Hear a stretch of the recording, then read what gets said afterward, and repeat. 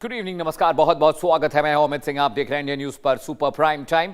खबरों की शुरुआत करने जा रहे हैं। दुनिया एक बार फिर विनाश के मुहाने पर यानी विनाश की कगार पर खड़ी है और सवाल सीधा है, क्या इतिहास खुद को दोहराने जा रहा है?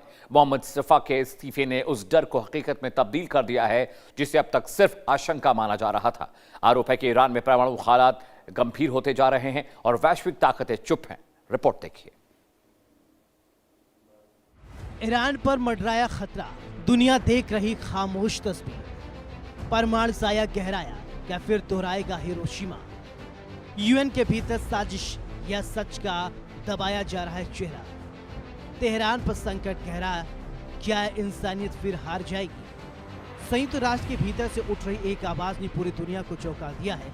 यूएन में राजदूत मोहम्मद सफा ने अपने पद से इस्तीफा देकर ऐसे आरोप लगाए हैं जो वैश्विक संतुलन को हिला सकते हैं। उनका दावा है कि कुछ ताकतवर समूह पर्दे के पीछे से ऐसे हालत बना रहे हैं जो किसी बड़े सैन्य टकराव की ओर इशारा करते हैं। साफ कहा जा सकता है ये सिर्फ राजनीतिक संघर्ष नहीं बल्कि इंसानी जिंदगियों से जुड़ा खतरा है। उन्होंने चेतावनी दी है कि अगर समय रहते कदम नहीं उठाया जाएगा तो इसके परिणाम बेहद भयावह हो सकते हैं। दरअसल ईरान में जापान दोहराने की खबरों ने दुनिया में खलबली मचा दी। आपको बता दें कि ईरान बनेगा जापान, गिराएगा एटमी तूफान। 1945 में जापान के 2 शहरों पर परमाणु बम गिराए गए थे। हिरोशिमा, नागासाकी पर हमले से लाखों लोग मारे गए थे।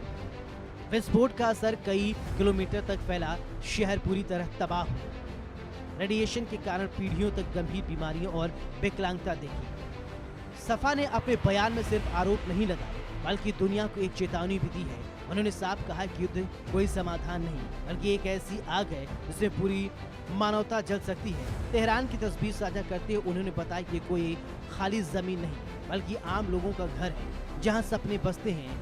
उनका संदेश साफ है, जो लोग युद्ध को रणनीति समझते हैं उसकी असली कीमत नहीं जानते हैं। ये सिर्फ हथियार का टकराव नहीं होगा बल्कि इंसानियत के अस्तित्व की लड़ाई बन सकती है। दरअसल तेहरान पर एटम बम गिरने से मचेगी तबाही। तेहरान की आबादी लगभग 1 करोड़ के आसपास बताई जाती है, यानी आबादी वाले शहर पर हमला विनाशकारी असर डाल सकता है। बड़े शहरों पर परमाणु हमले के उदाहरण दुनिया पहले देख चुकी है। विशेषज्ञ मानते हैं कि ऐसा हमला वैश्विक पर्यावरण को भी प्रभावित करेगा। इस पूरे घटनाक्रम ने संयुक्त राष्ट्र की भूमिका पर भी गंभीर सवाल खड़े कर दिए हैं। क्या ये संस्थान वास्तव में शांति बनाए रखने में सक्षम है या फिर शक्तिशाली देशों के दबाव में काम कर रही है? सफा ने संदेश दिया है कि कुछ फैसले पारदर्शिता से दूर लिए जा रहे हैं। इस बीच वैश्विक राजनीति में तनाव लगातार बढ़ रहा है और हर कदम नई आशंका को जन्म दे रहा है। कूटनीति स्तर पर बातचीत की जरूरत पहले से कहीं ज्यादा है, क्योंकि एक छोटी चूक भी बड़े टकराव में बदल सकती है। बताया जाता है कि परमाणु हमले के बाद न्यूक्लियर विंटर जैसी स्थिति बन सकती है। सूर्य की रोशनी कम होकर तापमान में भारी गिरावट आ सकती है। कृषि उत्पादन ठप होने से दुनिया भर में खाद्य संकट गहरा सकता है। वैज्ञानिक चेतावनी देते हैं कि असर कई वर्षों तक रह सकता है।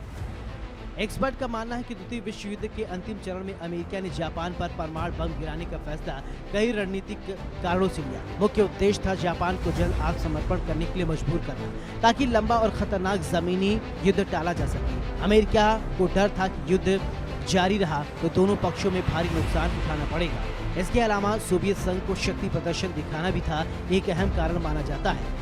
जापान की सेना उस समय भी संघर्ष जारी रखने के संकेत दे रही थी, जिससे युद्ध खत्म होने के लिए ये कठोर कदम उठाया गया। आलम ये था 1945 तक युद्ध में लाखों सैनिक और नागरिक मारे जा चुके थे। अमेरिका को जापानी युद्ध में 5 से 10 लाख सैनिकों के मारे जाने का अनुमान था। जापान ने पोट्सडैम घोषणा के बावजूद आत्मसमर्पण नहीं किया था। इसके बाद 6 और 9 अगस्त 1945 को 2 परमाणु बम गिराए गए थे। हिरोशिमा में करीब 1.4 लाख और नागासाकी में 70,000 मौतें हुई। विस्फोट का असर 10 से 15 किलोमीटर तक फैल गया। हमले के बाद 15 अगस्त 1945 को जापान ने आत्मसमर्पण कर दिया। यह हमला युद्ध समाप्त करने और शक्ति प्रदर्शन का संदेश देता था। इस तरह दुनिया आज एक ऐसे मोड़ पर खड़ी है जहां हर फैसला भविष्य तय करेगा। ईरान को लेकर उठे ये सवाल सिर्फ एक देश तक सीमित नहीं है, बल्कि पूरी मानवता के बीच चेतावनी है। इतिहास गवाह है, जब जब शक्ति का दुरुपयोग हुआ है तब तक विनाश ने दस्तक दी है। अब सवाल है, क्या दुनिया इस बार सबक लेगी या फिर वही गलती दोहराएगी? कूटनीति, संवाद, संयम ही इस संकट का हल हो सकते हैं, क्योंकि अगर परमाणु हथियार चले तो जीत किसी की नहीं होगी, ये सिर्फ हार इंसानियत की होगी। हालांकि मोहम्मद सफा ने आरोपों पर आंख मूंद कर विश्वास नहीं किया जा सकता है। हो सकता है सफा किसी विशेष विचारधारा से ग्रसित हो। Bureau report, India news. खबरों में आगे बढ़ते